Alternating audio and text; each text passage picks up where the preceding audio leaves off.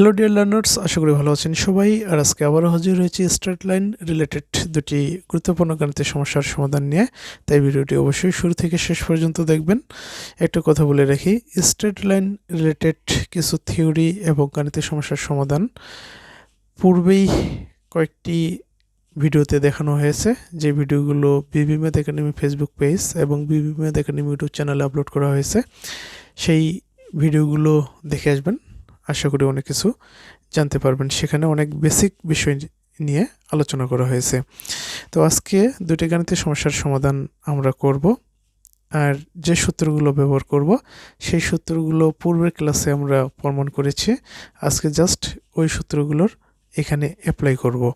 তো প্রথম যে গাণিতিক সমস্যাটি দেওয়া রয়েছে, এখানে কি বলেছে যে ওয়াই অক্ষের ছেদ অংশ 3 এবং এক্স অক্ষের ধনাত্মক দিকের সাথে 45 ডিগ্রি কোণ উৎপন্নকারী সরলরেখার সমীকরণ কি হবে সেটা আমাদেরকে নির্ণয় করতে হবে। এখানে যদি চিত্রটা আঁকার চেষ্টা করি, তাহলে যে সরলরেখাটি আমরা দেখতে পাব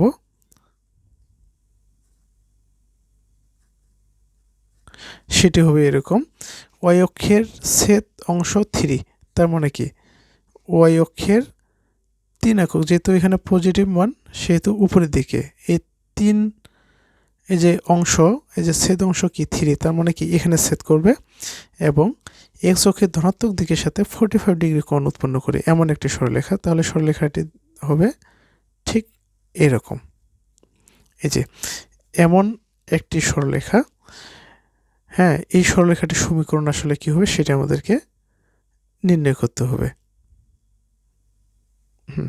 এখানে হচ্ছে কি 3, আর এখানে যে কোণটা উৎপন্ন করেছে সেটা হচ্ছে কি 45 ডিগ্রি এক্স অক্ষের ধনাত্মক দিকের সাথে। আচ্ছা, আমরা ঢাল সম্পর্কে জেনেছিলাম, তাই না, পূর্বের ক্লাসে? তো পূর্বের ক্লাসে ঢাল বলতে আমরা কি জেনেছিলাম, যে কোনো একটি সরলরেখা এক্স অক্ষের ধনাত্মক দিকের সাথে, ধনাত্মক দিক এটা হচ্ছে কি ঋণাত্মক দিক, অর্থাৎ এখানে যে কোণটা উৎপন্ন হবে এটা হবে ঋণাত্মক দিকের সাথে, আর এদিকে যে কোণটা উৎপন্ন হবে সেটা ধনাত্মক দিকের সাথে। কেননা আমরা কি জানি, মূলবিন্দুর ডান দিকে এক্স অক্ষের মান কি হয় পজিটিভ, বাম দিকে হয় নেগেটিভ। এটা আপনাদের মনে রাখতে হবে।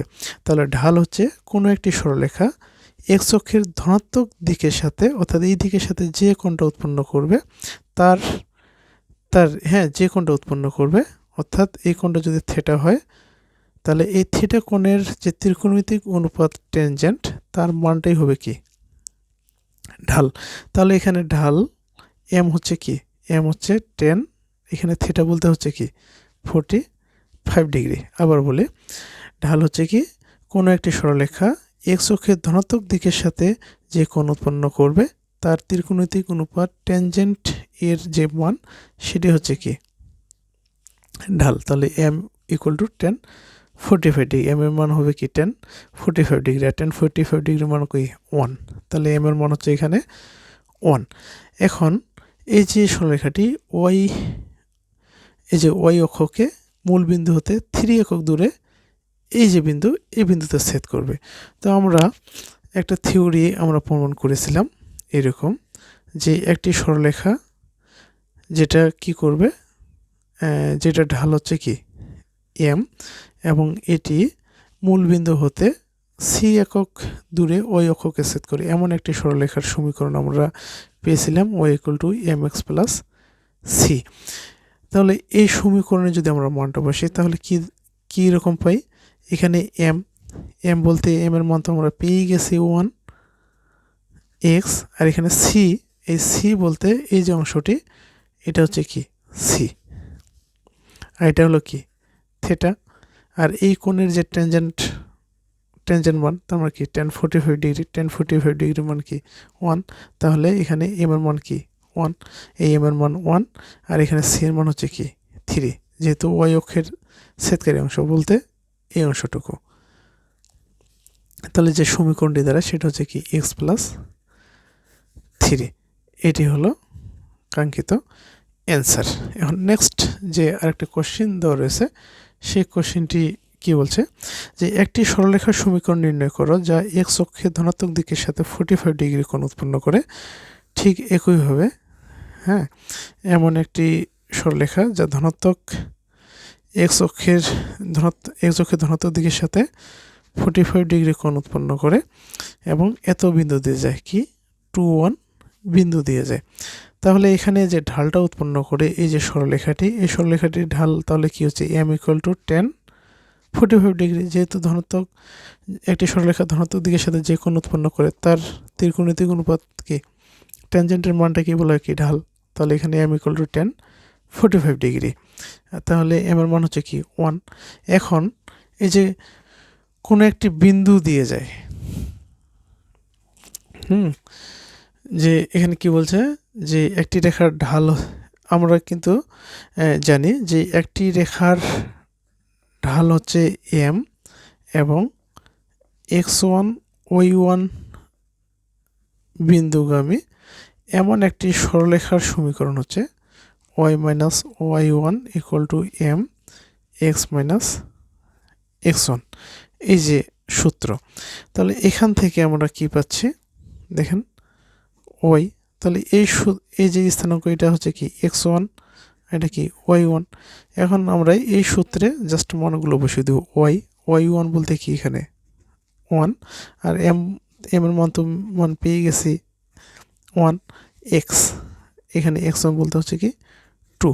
তাহলে আমরা মানটা কত পাই সরলরেখার যে সমীকরণটা সেটা হচ্ছে কি y - 1 দিয়ে গুণ করলে কি x - 2।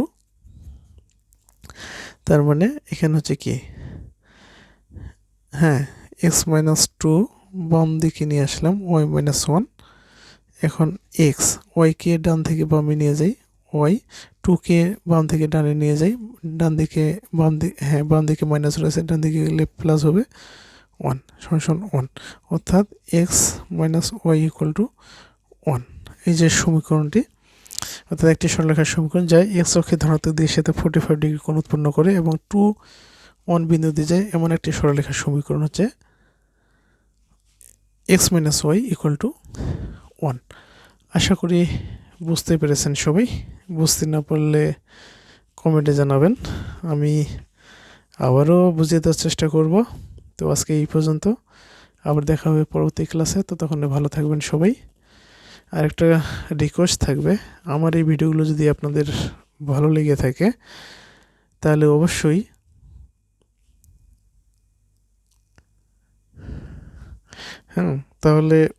আপনারা ফেসবুক থেকে বিবি ম্যাথ একাডেমি ফেসবুক পেজটি ফলো করে রাখবেন, লাইক কমেন্ট শেয়ার করবেন এবং ইউটিউবে বিবি ম্যাথ একাডেমি ইউটিউব চ্যানেলটি সাবস্ক্রাইব করে দিবেন, লাইক কমেন্ট শেয়ার করবেন।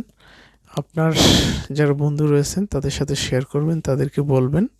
আর একটা কথা বলে রাখি যে বিবি ম্যাথ একাডেমি সবসময় তাদের নিয়ে কাজ করে বা তাদেরকে উদ্দেশ্য করে গাণিতিক সমস্যাগুলো সমাধান করে থাকে যারা ম্যাথে দুর্বল। যদি আপনি তারপরও বুঝতে না পারেন তাহলে অবশ্যই কমেন্টে জানাবেন এবং হোয়াটসঅ্যাপ নম্বর রয়েছে, হোয়াটসঅ্যাপ নম্বরে সে মেসেজ করবেন। অবশ্যই সেই গাণিতিক সমস্যাগুলো বুঝিয়ে দেওয়ার চেষ্টা করব। আরেকটা রিকোয়েস্ট থাকবে, বিবি ম্যাথ একাডেমি আপনাদের পাশে রয়েছে, অবশ্যই আপনারা বিবি ম্যাথ একাডেমির পাশে থাকবেন। তাহলে বিবি ম্যাথ একাডেমি ইন্সপায়ার্ড হবে এবং আপনাদেরকে আরও ভালো ভালো ভিডিও উপহার দেওয়ার জন্য চেষ্টা করবে। তো আজকে এই পর্যন্তই, আবার দেখা হবে পরবর্তী কোনো ক্লাসে। ততক্ষণে ভালো থাকবেন সবাই এবং আপনাদের ভালো ফলাফল এবং সুস্বাস্থ্য কামনা করে আজকে এখানে শেষ করছি। ধন্যবাদ সবাইকে।